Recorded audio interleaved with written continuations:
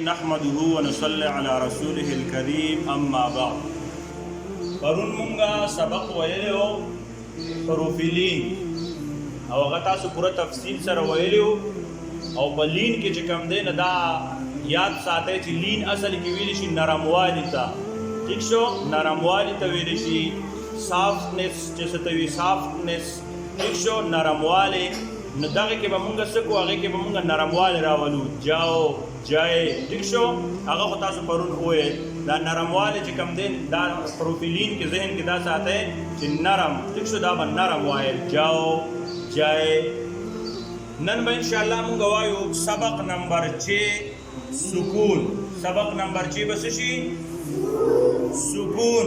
سکون تاسو په دې سبقونو کې ویل دي که نه په حروف مده کې مو ویلي چې د واو ساکن نه مخکې چې پیش راشي، ټیک شو، نو هغه ساکن چې به پکې تاسو وي یا په حروف لین کې هغه ساکن چې به پکې تاسو وي چې د واو ساکن نه مخکې زبر راشي نو هغه واو لین دی.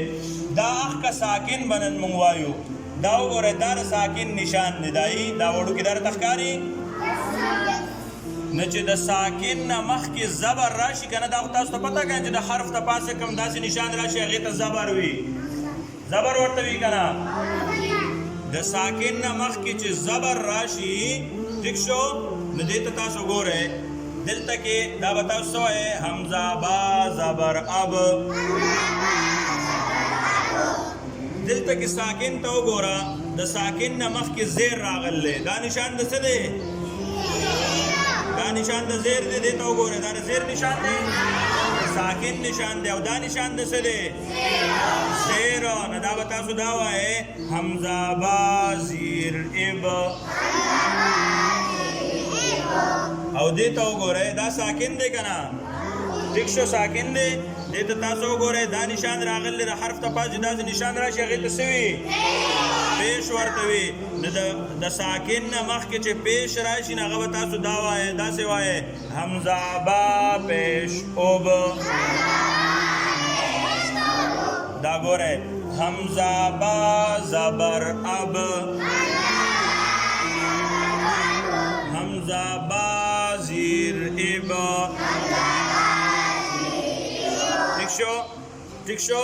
نو دا به څه شي؟ حمزه با زیر اب، حمزه با پیش اوب، حمزه با پیش اوب، اب اب اوب. داسې نشان چې راشي هغې ته څه وي؟ دا یو نشان، دا نشان، دا نشان، ٹھیک شو. د ساکن نه مخکې چې زبر راشي هغه به داسې وایئ، د ساکن نه مخکې چې زیر راشي هغه به داسې وایئ، د ساکن نه مخکې چې پیش راشي هغه به داسې وایئ. او ګورئ ورته دا به زه روان کړم نه دلته کې به زه داسې وکړم نه دا به څه شي؟ حمزه تا زبر ات، حمزه تا زیر ات، حمزه تا پیش ات، ات ات ات. دا به سا شي نه بیا به څه شي؟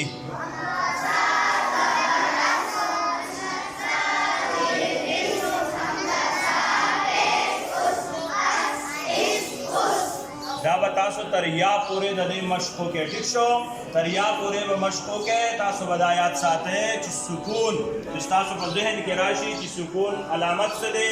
دا د سکون علامت دا سکون دی، دا سکون دی، ٹھیک شو، دا هم سکون دی. دا وګورئ دې نشان دا علامت کړی دی، دا ٹھیک شو. او تاسو به وایئ دغه شانو. آج ہم نے سبق نمبر 6 کو پڑھا. سبق نمبر 6 سکون. سکون یہاں پر ہم دیکھیں یہ سکون کی علامت ہے. اس علامت سے پہلے جب زبر آ جائے تو ہم اس کو اسی طرح پڑھیں گے، حمزہ تا زبر ات.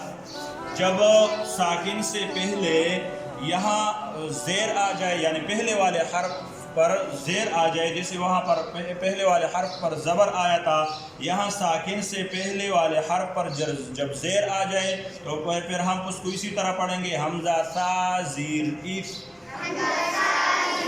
اور یہاں بھی ساکن ہے، ساکن سے پہلے جب اسی طرح پیش آ جائے تو ہم اس کو پڑھیں گے حمزہ سا پیش اس، ٹھیک ہے؟ تو یہ اسی طرح ہوگا حمزہ سا زبر اس اس، حمزہ سا زیر اس اس، حمزہ سا پیش اس اس، ٹھیک ہے؟ تو اس سے پہلے جو ہم نے لین پڑھا تھا حروف لین، تو اس کو وہ اس میں نرم، اس کو لین کس کو کہا جاتا ہے؟ نرم کو، سافٹنس کو۔ آج ہم نے سکون پڑھا، تو انشاءاللہ اس پر آپ مشق کریں یا تک انشاءاللہ آپ کو پوری آپ لوگوں کو سمجھ میں آ جائے گی کہ سکون کیا ہے اور اس کے مشق کس طرح کریں گے، ٹھیک ہے؟ جزاک اللہ۔